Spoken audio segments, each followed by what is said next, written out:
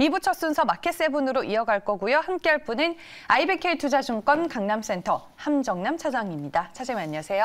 네, 안녕하세요. 네, 올 한 해 정말 감사했습니다. 네, 제가 감사드립니다. 네, 이제 2021년 마지막 거래일을 좀 마무리 짓는 날에 우리가 어떤 이슈로 공부를 하면 좋을지 이슈 확인을 하고 자세한 시장 얘기 나눠보겠습니다. 네, 이제는 좀 내년을 준비해야 하는 단계인 것 같아서 내년을 저희가 AI로 한번 준비를 해보도록 하겠습니다. 메타버스와 AI의 결합, 이게 최근 시장의 뭐 흐름이자 트렌드가 아닐까 싶은데 좀 전체적으로 어떻게 흘러가고 있을까요? 지금 뭐 인공지능 시장, 이 시장에 대해서 뭐 어느 정도 상황이다라는 것보다는 의미의 정의를 내리면 어떤 상황인지 다들 이해하실 거라 생각이 듭니다. 일단 인공지능 하면은 우리의 생각 속에 좀 막연한 부분들이 있거든요. 인공지능 하면 뭐가 제일 먼저 떠오르세요? 앵커님은? 인공지능이요? 뭐가 있을까요? 그죠. 이렇게 좀 약간 막연한 느낌이 있어요. 왜냐하면 이게 좀 생각보다 분포도가 넓어요. 그렇죠. 굉장히 넓습니다. 그래서 인공지능이라는 것만으로 하나의 섹터와 테마로서 준비하기가 어려웠는데 어제 그 시그널이 떴어요. 여기에 관련된 부분이 굉장히 넓거든요. 그 의미를 좀 내용을 좀 살펴보면은 일단은 제가 인공지능 AI란 단어를 딱 들으면 가장 먼저 떠오르는 건 이세돌과 알파고의 바둑대국이에요. 저한테는 그래요. 인공지능이라는 게. 그런데 그것은 인공지능의 매우 깊숙이 있는 딥러닝이라고 하는 하나의 부분일 뿐 실제로 인공지능이라는 것은 우리가 되게 가까이 있습니다. 그래서 머신러닝이 있고 딥러닝이 있고 이것을 포함한 더 넓은 범주에는 이제 인공지능이라는 것이 포함되는데 일단은 딥러닝이라는 부분을 살펴보면은 여러분 다 아시는 것처럼 알파고 그걸 생각해 보실 수 있고요. 그다음에 딥페이크 기술이라든가 사물 인터넷, 얼굴, 음성 인식 이러면 이제 대충 보이죠. 그다음에 이것보다 조금 넓은 범주에서의 이제 머신러닝이라는 것을 살펴보면 뭐 게임이라든가 자율주행 뭐 이런 로봇들 이런 것들이 또 이제 넓은 범주 인공지능인 것이고 더 넓은 범주로 이제 확대 해석한다면 예를 들면 우리 과속 단속기 있잖아요. 그런 것도 카메라가 알아서 찍잖아요. 사람이 찍는 것이 이런 것도 이제 넓은 범주 인공지능이라고 하니 구체적으로 딱 하나를 짚을 수는 없겠지만 의료와 접목되는 것도 인공지능이죠. 그래서 빅데이터도 인공지능 범주에 들어가고요. 그래서 아마 지금까지는 2차 전지라고 하는 자동차에 들어가는 하드웨어 쪽이었다고 한다면 이제는 이런 소프트웨어에 관련된 것들이 내년에 굉장히 화두가 될 수 있겠구나라는 굉장히 스펙트럼을 범주를 확 넓힐 수 있는 이런 사실 어저께 제가 뭐 메타버스 관련주 중에 일부 또 이제 다른 것 중에 일부를 있었는데 이런 것들이 막 올라가더라고요. 그래서 장중에는 종목별 장세인 줄 알았어요. 저는 사실은. 어제는 사실 배당락이 있었고 개인 투자자들이 다시 매수하면서 외국인 기관이 어느 정도 지수를 어디까지 밀면서 매도를 할 것인지가 저의 가장 관전 포인트였는데 그렇습니다. 그런데 이제 어저께 앵커님께서 토크주제를 주시고 이걸 공부하면서 제가 너무 재밌게 공부를 했습니다. 또 하나의 내년에 준비할 수 있는 이 인공지능이라는 테마와 키워드를 어저께는 확실하게 움직이는 모습을 보여주었거든요. 그래서 제가 보고 있지 않던 사실 좀 자율주행 쪽으로 집중된 쪽의 종목으로 제가 좀 시각이 쏠려 있었는데 이것은 스펙트럼이 확 넓혀지는 그런 공부를 할 수 있었던 어제여서 좀 기분 좋게 그리고 앞으로 공부할 거리들이 많이 준비할 수 있었던 하루이지 않았나 이것이 여러분들 시청자분들께도 좀 공감이 되었으면 좋겠습니다. 어제 생각보다 이 AI를 키워드로 하는 기사들이 상당히 많이 나왔고 저도 AI 관련주하면 대표적으로 떠올리는 종목이 셀바스 AI였는데 생각보다 관련주들이 FM 가이드에 들어가 보니까 너무 많아가지고 이걸 한번 정리해보면 좋겠다라고 생각이 들어서 이제 차장님께 얘기를 드렸는데 이게 보니까 연초에 또 CS2022가 있잖아요. 어제 뭐 삼성도 뭐 메타버스 AI 뭐 CES에서 좀 뭐 선보인다 뭐 이런 얘기들이 좀 많아서 그러면 CS2022를 앞두고 뭐 웨어러블 기기나 AI 테마 등이 이 모멘텀으로 다시 시장의 관심을 좀 받는 건지 궁금하네요. 글쎄요. 일단 시장에 반영이 되었느냐 안 되었느냐를 봐야 되는데 웨어러블 기기는 한 번 이슈가 됐었고 그다음에 뭐 자동차 쪽은 자율주행을 포함한 미래 컨셉트카는 계속 시장에서 좀 화두가 되었었잖아요. 그런데 이제 그 외 인공지능이란 범주 안에 있을 수 있는 종목들이 어저께 좀 일제히 반응을 보였다라는 점을 좀 관심을 가지셔도 되지 않을까라는 생각이 드는데 자 일단은 CES 2022부터 좀 설명을 드려볼게요. 이번에 굵직한 회사들이 다 참석을 안 합니다. 그래서 아마존, 그다음에 메타, 페이스북이죠. 그리고 T모바일, GM, 구글, AMD 등이 다 참석 안 하기로 했죠. 오미크론 때문에. 그래서 이제 비대면으로 온라인 참석을 하겠다라고 했습니다. 그런데 이제 사실 굵직한 기업들이 빠지다 보니 좀 아쉬울 수도 있는데 그 부분을 우리나라 스타트업 기업들이 오히려 10% 작년 대비해서 10% 늘어서 우리나라에게는 오히려 좀 기회가 될 수 있다라는 기대감을 하나 가져가 볼 수 있을 것 같고요.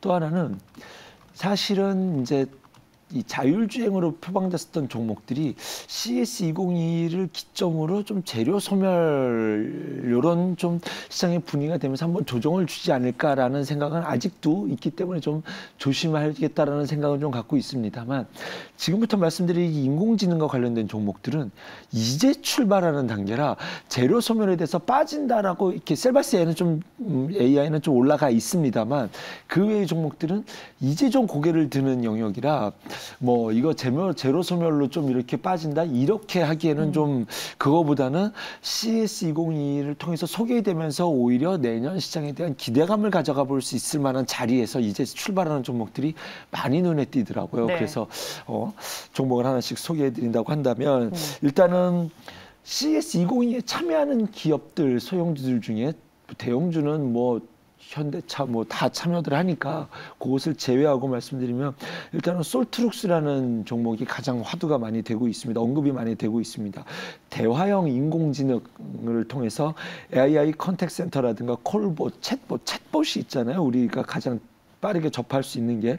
그래서 뭐 행정안정부라든가 헌법재판소, 공공사업 수주가 증가해가지고 올해 매출 성장률이 3분기까지 누적을 해가지고 100% 이상 증가됐더라고요. 그러면 우리가 이제 어떠한 정부 기관과 관련된 거 했었을 때 카카오톡을 통해서 질문을 하면 거기서 기계적인 인공지능이 답변해 주는 것들이 실제로 굉장히 많거든요. 그래서 그런 일들을 솔트룩스가 하고 있다고 보시면 될 것 같고요.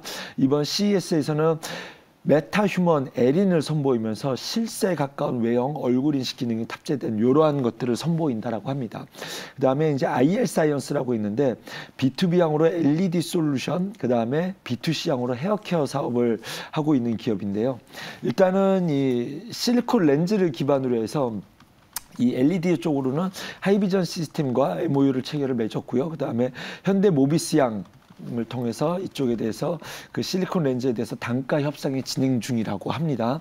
그다음인데 여기서는 이제 이번 CES에서는 이 인공지능 실리콘 렌즈를 통해서 AI 두피케어 플랫폼, 이 두피케어라는 영원한 숙제이지 않습니까? 네. 우리가 이 코로나를 1년 만에 백신을 개발한 이런 의학 기술이 아직도 두피 문제는 해결을 하지 못하고 있습니다. 그래서 이것과 관련돼서 이제는 그 두피케어 솔루션 이것을 CES에서 소개한다라고 하니 그것과 관련돼서 관심을 가져볼 수 있을 것 같고요. 나무 기술은 3년 연속 이제 CES에 참석을 하는데요.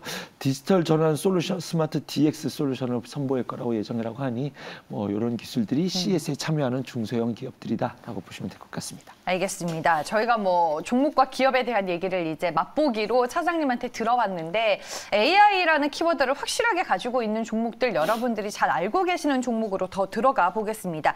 바이브 컴퍼니라는 종목을 제가 골랐는데 이 종목이야말로 메타버스와 AI 두 키워드가 다 들어가 있지 않을까 싶어요. 그렇습니다. 네. 일단은 이 회사가 하는 것이 이제 가상 환경을 연출한다 뭐 이런 부분인데요. 일단 이 회사가 하는 일을 살펴보면 현실 세계의 사물 환경을 구현하는 거예요. 그래서 예전에 이걸 봤었는데 로봇 청소기가 이렇게 집 청소하고 다니면 나중에 3D로 이 집의 모양을 그대로 구현해내는 것들이 있고 또 카메라를 통해서 3D로 이것을 집을 완전하게 내부 환경을 그대로 구현해내는 뭐 이런 기술이라고 합니다. 디지털 트윈.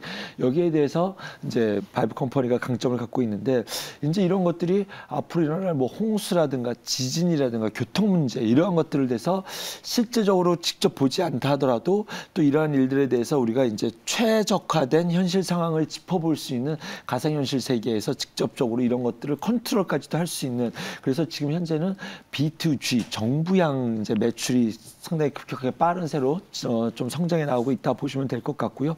그다음에 이제 데이터를 결합한 분석한 이제 고객 맞춤형 데이터 서비스 구독 서비스라고 하는데요. 이제 트렌드 분석하시라고 하면 이해하시면 될 것 같습니다. 인기 검색어를 총해서 뽑아낸다. 뭐 이런 것들이 썸 트렌드라고 하는 것들이 이제 하나의 키워드가 이 회사가 갖고 있는 매력도 있고요. 세 번째는 테크핀이라고 하는 퀀딧을 통해서 이제 ATS 서비스인데요.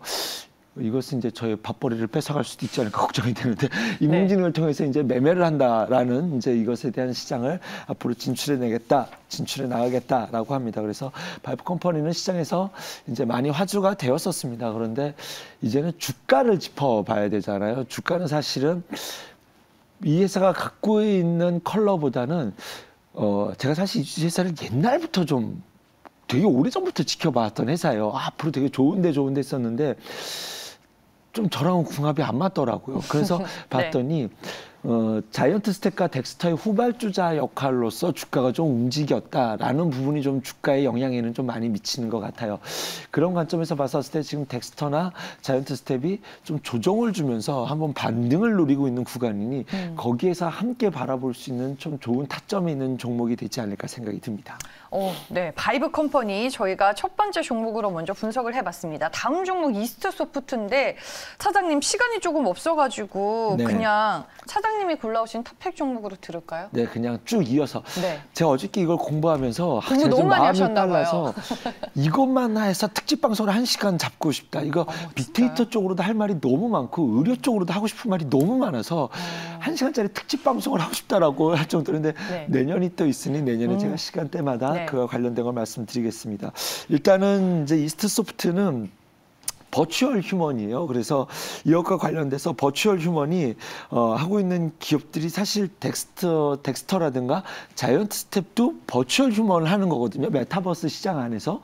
그런데 그 색깔이 좀 달라요. 그런데 이스트 소프트는 그 안에서 자기의 색깔을 확실히 갖고 있어요. 이것이 이제 사실은 과거부터 알고 있었는데 이 안경을 맞춤형 실사 투입돼서 하는 것이 얼마나 니즈가 있겠느냐라는 생각이 있었는데 이제 비대면이라는 것이 굉장히 중요한 화두가 되면서 이쪽이 굉장히 빠른 속도로 성장해 왔거든요. 그리고 그것이 이제 자회사 라운즈라는 기업을 통해서 이쪽이 굉장히 빠른 속도로 성장해 가고 있다 보시면 될 것 같고요. 이것과 유사한 기업이 미국에 있는데 미국에서 이제 시총 가치가 6조 원대라고 한다고 하니 틀림없이 이 시장에서 인정받고 있는 산업의 섹터다라고 보시면 될 것 같습니다. 네. 그리고 이제 오늘 소개해드리고 싶은 종목들이 이제 JLK라고 해서 우리가 앞으로 원격 진료라는 것이 굉장히 중요한 시점이 대두된 건 제가 굳이 말씀드리지 않아도 아실 것 같고 일단은 빠르게 핵심을 좀 말씀드리면 최근에 이제 지난 17일에 코로나19 폐질환 솔루션 제이뷰어 X라는 것이 일본의 의약품 의료기기에서 긴급 승인이 됐어요. 일본에서 승인이 됐다는 것은 좀 의미가 있다라고 생각이 됩니다. 굉장히 빠른 속도로 이 부분이 확산이 되어갈 수 있을 것 같은데 코로나 폐렴 조기 검출, 그다음에 폐질환 중증도의 악화 여부를 지속적으로 검사할 수 있다라고 하니 이것에 대해서 앞으로 지속적인 니즈가 나올 수밖에 없는 긴급 승인이 됐다라고 하니 앞으로 수요단에서는 본격적으로 확산되어 갈 수 있는 기대감. 그래서 그때 상한가를 갖다가 지금 가격적으로 조정을 받고 어제 다시 고개를 드는 모습을 보였거든요. 다 좋지만 일단은 우리는 기술적인 면도 봐야 되잖아요. 수급도 들어와야 되고 2차 랠리에 대한 기대감도 가져가 보는 그런 타점을 찾아봐야 할 때 JLK는 좀 굉장히 지금 이 시점에서 관심을 가져가 볼 수 있지 않을까 생각이 들고 네. 원티드랩이 좀 눈에 띄었습니다. 사실 원티드랩은 인공지능이 아니라 별도로 좀 보고 있었던 거예요.